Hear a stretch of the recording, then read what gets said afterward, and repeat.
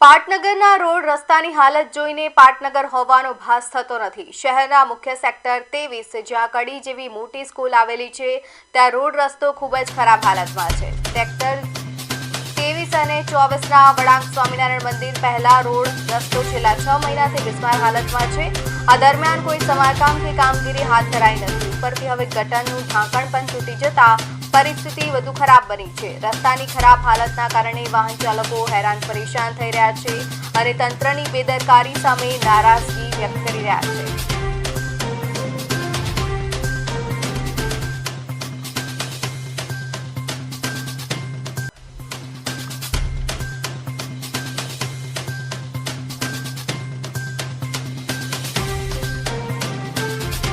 ગુજરાત રાજ્યની જે પાટનગરમાં જે 24 કલાક પાણીની લાઈન નાખવામાં આવી હતી તેની બાદ જે રોડના નવીનીકરણની કામગીરી અનેક જગ્યાએ અનેક સેક્ટરોમાં અધૂરી રહી ગઈ છે। ત્યારે આપણે સેક્ટર 24થી જે સેક્ટર 23નો વળાંક છે ત્યાંના આપણે રોડ રસ્તા તમે જોઈ શકો છો કે આ જે રોડ રસ્તા છે જે છેલ્લા 6 મહિનાથી એ તૂટેલી હાલતમાં છે।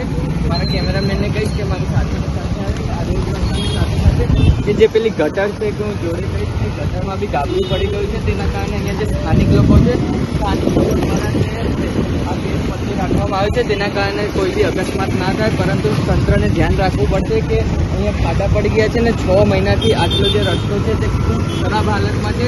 જેના કારણે હવે 1 થી 1.5 મહિના પછી જે વરસાદની મોસમ આવશે અને અત્યારે જે પ્રી મોન્સૂનની કામગીરી સરકાર દ્વારા કરવામાં આવે છે એમાં સરકાર ગાંધીનગર મ્યુનિસિપલ પાર્ટી જે નિષ્ફળ બની છે। શ્લોક ચૌહાણ, પાટનગર નેટવર્ક ન્યૂઝ, ગાંધીનગર।